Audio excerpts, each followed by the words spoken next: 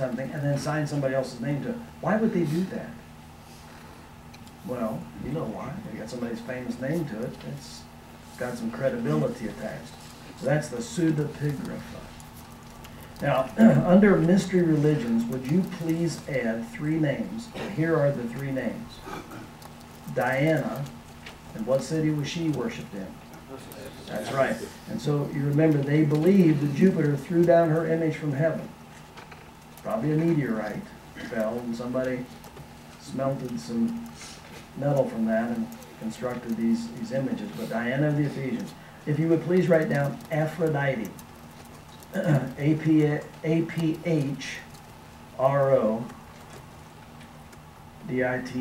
Aphrodite. And what city had a temple to Aphrodite? Corinth. Yeah. So on the Acrocorinthus, at the hill of Corinth, on the top is this terrible temple. You got a black pen, brother? You know what? If I got one that's a little thicker, this is black, but it's not very thick. You guys probably can't see that in the back row, can you? Okay. I'll tell you what. Let's try this, George. Let's try that. How about that? Okay.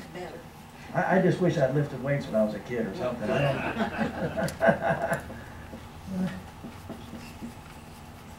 Aphrodite. And they believe she was born out of the foam of the sea. Now here's the foam of the sea. Now here's the sad, not the phone of the sea. That's a whole different. About 1,000 prostitutes worked this temple. Do you remember the stories? So we've added that. Now if you'll add one more, if you will add the oracle at Delphi. And that's an interesting religion. Here's this kind of a little split in the earth. And the ancients believed that a gigantic serpent's body was down there. They called it the python. And that's where we get our word. And as that body decayed, the body of this magical serpent, and the fumes came up, and they had a woman that would sit on a stool over this rift in the earth, and she would smell these fumes that came off this decaying body of this giant snake, they believed. And then she'd babble, and somebody'd write this stuff down, and she was supposed to be able to tell the future. The fact is, it was probably a gas leak or something. Which reminds me of the story. Here's a guy jumps out of an airplane, and his chute doesn't open. And on the way down, he passes a guy rocketing up from the earth. So the one guy says to the other guy, "Do you know anything about parachutes?" The other guy says, "No." "Do you know anything about gas stoves?"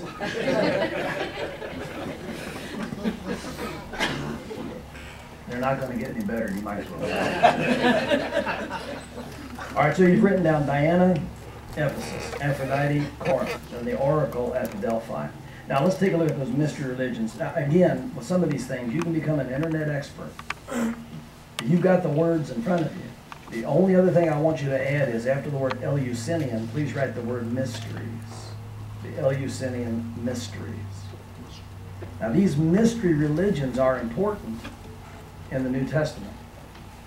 Not all, but some.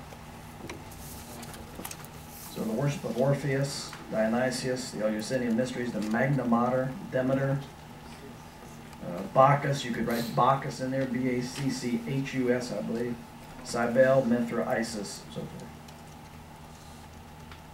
Now these things get a foothold, these mystery religions get a foothold in between the testaments. And we don't have time to look at all these. That could be a semester's work right there, studying the mystery religions. Major world religions, I just put in Hinduism, Buddhism, Judaism. These are all things that impact or have to do with the time between the testaments. Greco-Roman mythology, our sources there are Homer and Hesiod. Greek philosophy, self-explanatory. Now there are several religions that are imported into Israel, Canaan, from Palestine, from these sources. And then let's get a definition on some of these things under religion. Just get a quick definition. Polytheism, we know, many gods. Animism refers to this belief that natural objects possess souls. Animism says that natural objects, in fact the universe itself, possesses a soul. That comes from the Latin word anima, which means breath, spirit, or life. And then totemism. I live in Nashville, Indiana. And at our library, we have a little library in town that's just through this little woods where I live, and I can walk right to it. It's just a couple hundred yards away.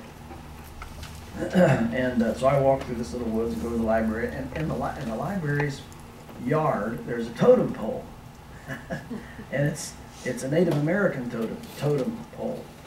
So I got kind of curious many years ago about what a totem pole was all. Well, totemism says this, that each human being has a connection with another physical being. Could be a rock, tree, plant, animal.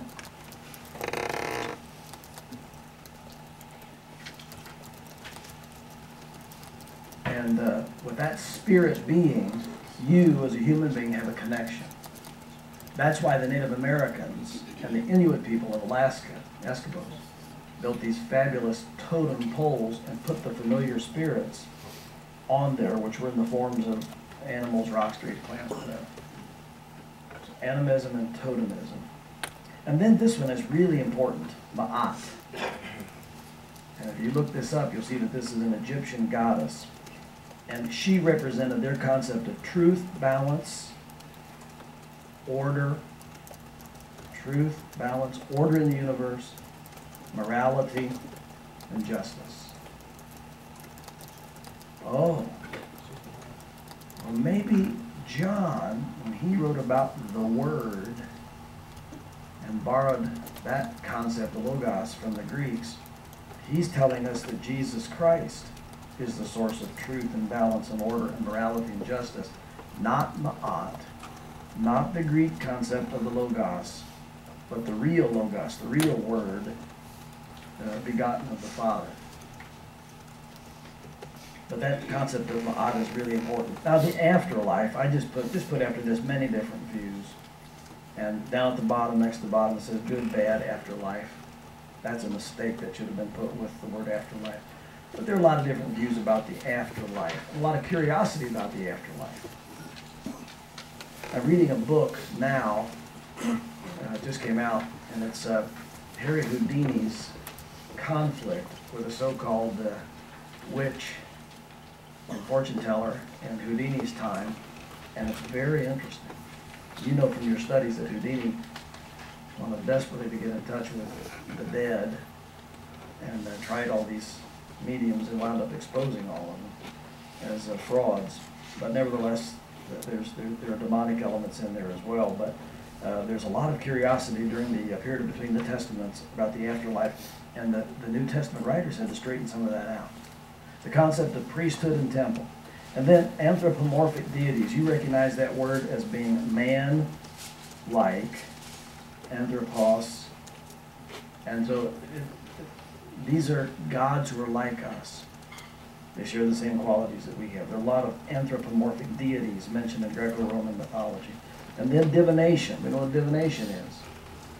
And dualism. Dualism says this, and this comes to us from Persia, a prophet named Zoroaster. Here's, in a nutshell, what dualism says. Dualism says there are equal, opposite forces in the universe. Good and bad, yin and yang, the Force, Star Wars, and the dark side. Now, where does dualism miss the boat? Are they opposite? Yes. Are they equal? No. And that's the point. Okay, the next one, just before we take our break, would be the concept of blood sacrifice. That is not unique to Judaism. It's not unique to Christianity. And every now and then, if you notice in the news, every now and then, you'll see somebody getting into trouble for sacrificing a goat or a chicken or whatever. The voodoo practitioners do this in their other religions.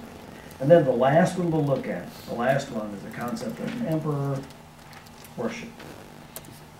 And that happened in Rome to Caesar Augustus and others. And that's the time between the Testaments.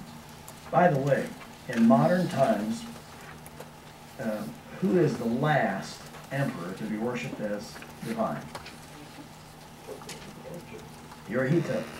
Hirohito is the last emperor in modern times to be worshipped as a living God. He's not the last person to be worshipped as a living God, but Hirohito was regarded as a living God. Now, our time is up for our first hour. We've got some things we've defined. There's several other things. So let's take our break. I'll see you at 11 o'clock. Hirohito, the Japanese emperor? Yep, he was regarded as divine. Yep, he's the last one in modern times to be regarded